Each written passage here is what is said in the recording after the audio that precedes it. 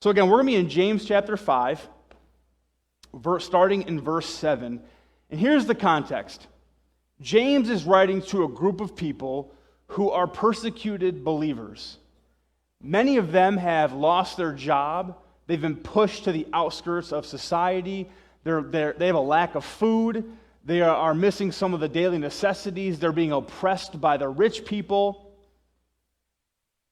And isn't it easy to complain when life is hard? It's easy to complain when life isn't hard, let alone when life is hard. Now let's take this one step further.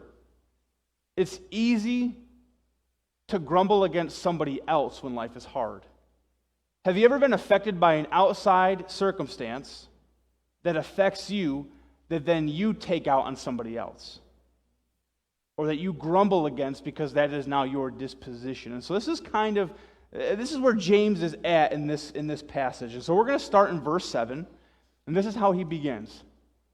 Be patient, therefore, brothers, until the coming of the Lord. See how the farmer waits for the precious fruit of the earth, being patient about it, until it receives the early and late rains. You also be patient. Establish your hearts, for the coming of the Lord is at hand. Verse 9, do not grumble against one another. Do not grumble against one another, brothers, so that you may not be judged. Behold, the judge is standing at the door. So we see right here his clear call of do not grumble against one another. Going back a chapter, James also writes this. He says this. In James chapter 4, verse 11, he says, do not speak evil against one another, brothers. When he's talking in that brother's context, he's talking to the Christians that he's writing to. Now, the book of James is all about a faith that works. It's not that it works that save us, it's because we are saved that now we have an evidence of our salvation, a fruit of our salvation. And one of the greatest fruits of our salvation is how we speak about other people.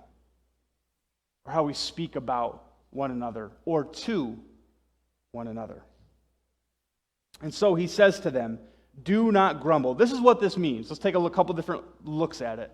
This idea of do not grumble. It means do not complain to or about. Don't criticize, find fault, be irritable, argumentative, or whine with or to fellow believers. Let's go through that again. Right? It's kind of like the parent. I need this 3 times in a row to now I get it. Do not complain to or about. Don't criticize, find fault, be irritable, argumentative, or whine with and to fellow believers. Then another just different aspect of this is do not grumble. It means to do not express complaints, discontent, displeasure, or unhappiness to others. It's one thing if something's going wrong in life, you can speak about that in such a way, but it's another thing to have a different attitude or heart behind what it is that you are saying or what it is that you are doing. Now, the amazing thing is when he says do not grumble, he writes it in this thing called the present imperative with a negative, which means this. It means 2 things he's saying. The first one he says, if you're grumbling, stop doing it now. And if you're not grumbling, don't let it begin. We all fit into that. If you are grumbling, stop doing it now. And if you aren't grumbling, don't even let it touch your lips. Don't let it begin. So this is what he's saying. Stop doing it now and don't let it begin. It's kind of the both and. So if you stop it, don't start it again. This is what he's saying. So this is ultimately James's command to them. He's not like, well, if you feel like it, just chill out a little bit. He's like, no, stop doing it. If you're doing it, stop. Stop it. Knock it off. That's nonsense. And if you're not doing it, leave yourself a reminder to not do it. Set that daily reminder in your phone. Do not argue. Do not complain. Do not grumble. Right? Have something to say. Don't let it happen in the future either. Let's go a little deeper this morning, though. Let's ask ourselves this question, and I want you to respond to me. Why do we grumble in life? Give me some answers. You're mad, don't get what we want, sure. Who? Bored? Okay, go on. Sure. Huh? Impatient? Right, great one. Yep. Think there's injustice? Okay. Annoyed? Sure. Selfish? Some of you in a couple weeks when the Cowboys lose, you're going to grumble. Misery loves company, right? Trying to pull other people in, right? Sometimes that's the thing we do. We grumble to try to get people on our side. You can just say it. What? Yep.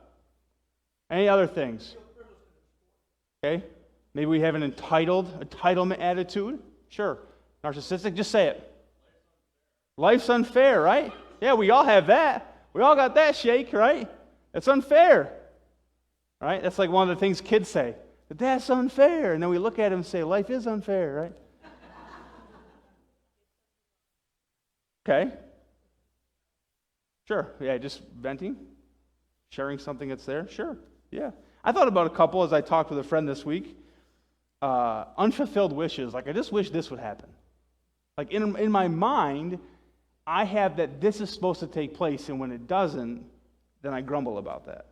Or I have unmet expectations. Let's be honest. All of us walk around with these, like, expectations that we have. We probably don't voice them to people. But in our heart and in our mind, we wish or we hope and we expect things to be a certain way. And when we're not, we get a little uneasy with that. We get a little on edge about that because it's not either our way or it's not the way I wanted it to happen. And that's easy. That's why we can often grumble in life, right? When this big problem pops up in life, it's easy to grumble because that's not the way I wanted it to happen, right? It's an expectation I had that wasn't maybe met. We can talk about, right, kind of the unfair. I kind of put why God, why me, right? Why me, God?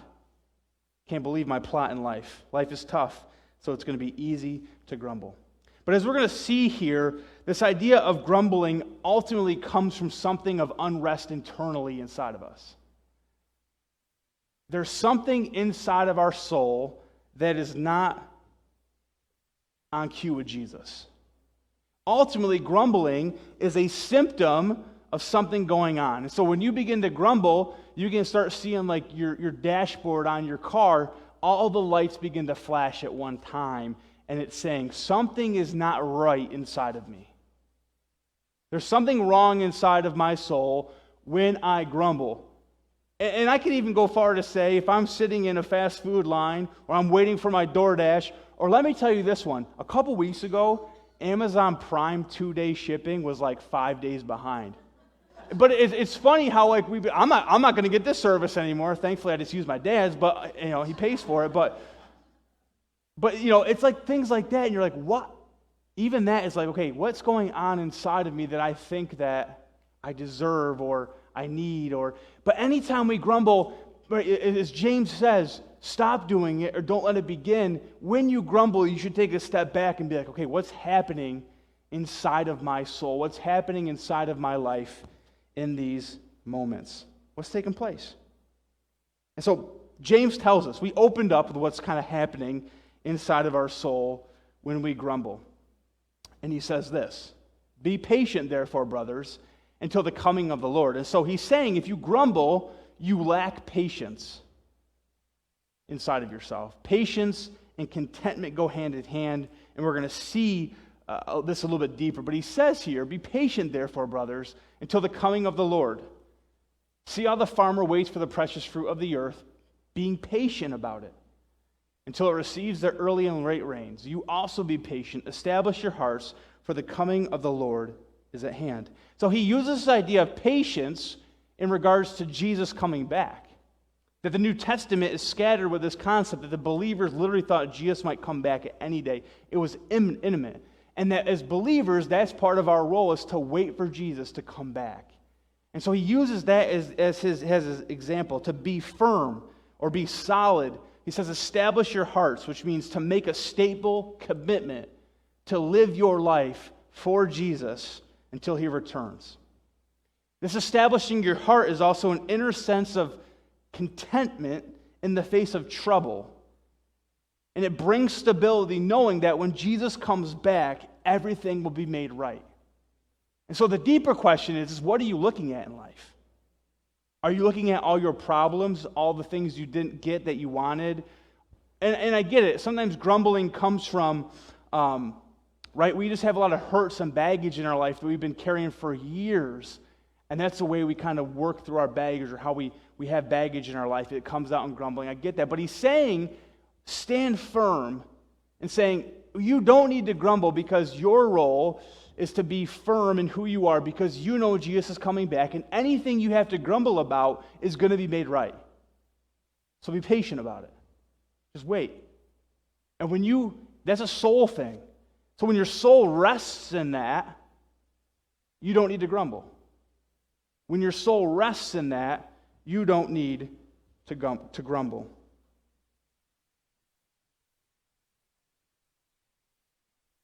So what happens?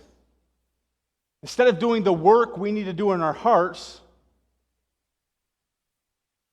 we are tempted to look around us and grumble instead. Rather than doing the hard work of the soul change in our life, through the ministry of the Holy Spirit, we grumble instead. Not always, but it can be the case. But when we do grumble, it's to look, to say, what's going on? Again, he gives us the example now of the farmer. Farmers work hard.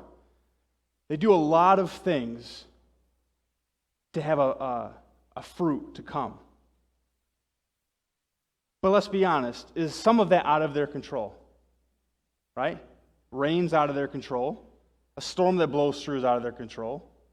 They do the work that they have, but they wait with anticipation for the fruit to come. Do you think that after 2 days, if a farmer walked out there and said, this corn isn't fully grown, and just knocked it all down, he'd be missing something? Right? He'd be missing it because he has to wait. When you buy something at a store that's like a fruit or a vegetable that you plant, it tells you how many days it takes, roughly, to come, to have a fruit produced. So this past week, when I got home, I went to my garden, and I found this zucchini. And so we went out and played wiffle ball with it. But this is not my garden behind me. Mine has a lot more weeds in it. I didn't want to show you that. You already heard me sing this morning. I didn't want to have you show you my garden either. This was here, though. Now, these begin with a little flower on them. And the flower has to be pollinated. And it's like this little. If I just rip that off and be like, these are no good, they might not be. But if I wait long enough, this might even be too big. But if I wait long enough, there's a fruit to come. And so it's that in-between time of what do we do? And James says, be patient. Establish your heart in the Lord. Look to him in all things. But your expectations, you should not look to be fulfilled in the earthly sense. What you should expect is Jesus to come back, and when he does, all things will be made right. That's what we look at. That's the fruit we are looking to in life. And so when we are looking at the wrong things, we are looking at the wrong things we need to look at in life. And so this is what it looks like to be patient. In this first sense here, he uses a word in the Greek that has to do with being patient with difficult people. Now, I would ask you to raise your hand if you had if you had a difficult people in your life. I was going to ask you to raise your hands. But the problem is, some of you probably wouldn't have, and then that would have meant you were the difficult person. I didn't want to have to point you out. Patient means a couple different things. So in the first context he uses it, it's patient with difficult people. But let's hang on there for a minute. So what happens in life? We interact with other believers, and we have expectations about them, or things that come up about them. Or when an outside circumstance happens, like in James, they're being persecuted. It's easy to take it out on each other. I might be the nicest guy at work, and then I go home and yell at my kids, like, what just happened there? Right? It's easy to take it out on somebody else. It's easy to grumble and complain when life is not good, and usually other people are the recipient of that. So he first says here, to accept or tolerate delays, problems, or suffering without becoming upset, annoyed, or anxious. So remember, it's the soul work. It's like, it's all right. I'm just going to sit here and be patient until Jesus comes back. That stuff can happen. Are you okay with that in your soul, though? Is that all right? Or do you grumble about it or complain about it? The other way is prolonged restraint of emotion, anger, or agitation. So he's saying you might have every right to be angry at that person, but he's saying, are you patient in your soul to see it work out? Even if it means when Jesus comes back, that person will be made right. Or he says, right, don't judge because the judge is coming. Leave the judgment up to Jesus with those things. Be patient. Prolonged restraint. It's soul work right here of emotion, anger, or agitation that is taking place. Now, let's be honest. Sometimes it's the very little things that just rub us the wrong way, right? We have somebody who has a different personality than us and we clash. We expect that person to act different. We want that person to be different. We want that person to be different, and they're not, and we clash with them. And really, it's crazy to think about in the family of God, the little things that we get irritated about over people, or we grumble about with people, because it's just not how we want them to be. It says, whoa, relax, be patient, let Jesus come. Last one is a person in whom it takes a long time before fuming and breaking into flames. One who has the power to avenge himself and yet refrains from exercising this power. So again, we talked about this idea of soul work. What's happening in our hearts. And so oftentimes when trials and hard things come in life, it's not so you can grumble to somebody else. That's not the reason behind it. James begins this whole book with saying, count it all joy, my brothers, when you meet trials of various kinds. For you know that the testing of your faith produces steadfastness. He doesn't say the testing of your faith produces grumbling. That's not what he says. And let steadfastness have its full effect, that you may be perfect and complete, lacking nothing. And so sometimes situations come up in our life that the Lord wants to change us and transform us, and all we do is say, no, thank you, I'm just going to grumble about it instead. And that's not what it's for. It's to produce steadfastness and life change in us. He goes on here in James chapter 5, verse 10, and he gives us some other examples. He says this, as an example of suffering and patience, brothers, take the prophets who spoke in the name of the Lord. Behold, we consider these blessed who remain steadfast. You have heard the steadfastness of Job, and you have seen the purpose of the Lord, and how the Lord is compassionate and merciful. We could speak about the prophets, but I just want to speak of Job right here for a moment. If you know the story of Job, Job had his whole life at one moment wiped out. His whole family, all of his cattle, all of his crops. If anybody had a right to complain in the Bible, it was Job. It was Job. But this is what is said of Job. And again, when you talk about the Bible and looking at it, this is one of those things that helps us put pieces in the Bible together, helps us connect dots of how, why would James, of all people, right, his connection to Jesus, be now writing about Job? Right? It gives us that fuller picture of the Bible and the connections that's there. But if anybody had a right to complain, it was Job. But this is what happened instead. Job arose and tore his robe and shaved his head and fell on the ground and worshipped. He said, naked I come from my mother's womb, naked I shall return. The Lord gave, and the Lord has taken away. Blessed be the name of the Lord. Verse 22, in all of this, Job did not sin or charge God with wrong. It's so easy to either point to someone else or even God and grumble either about who they are or about our situation in life as well. Now, the interesting thing is the first part of the idea of patient was the idea of dealing with difficult people. This idea of patient actually has to do with circumstances. So it says, being patient has to do with one who does not easily break down in the face of suffering. That doesn't mean you don't cry. That just means that it's not going to wipe you out. Walk away. or that you will simply just grumble. But again, what happens? When we are in hard circumstances, it's easy to then take it out on somebody else.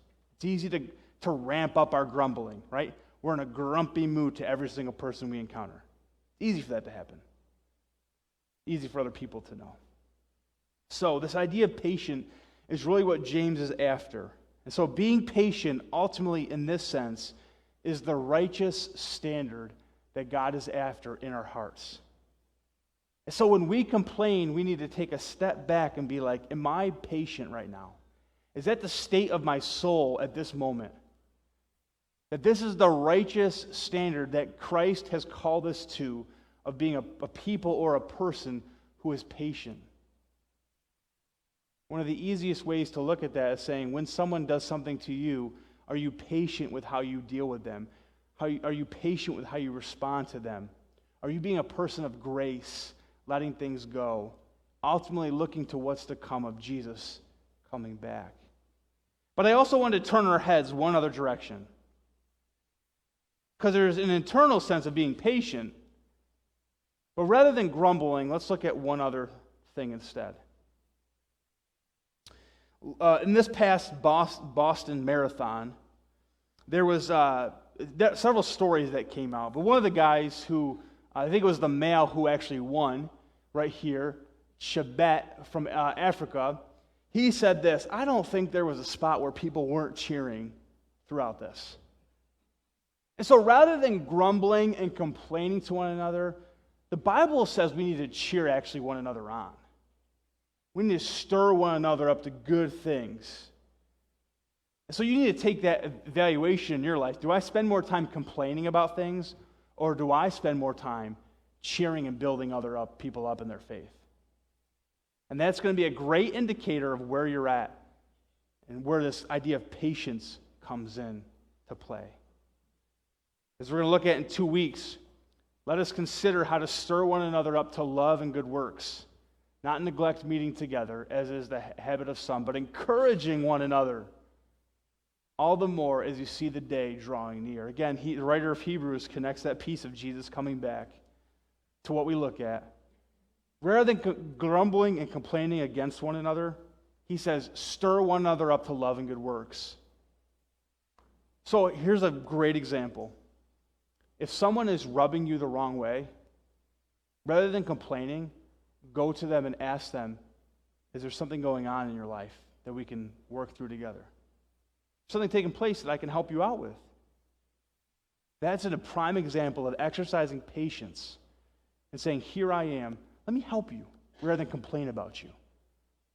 Is it a ride? Is it something you need in life? Or maybe that person can just explain, well, I'm like this because of this. All of us, in our brokenness and how we relate to each other, typically relate out of our past, out of our circumstances, out of who we've been, right?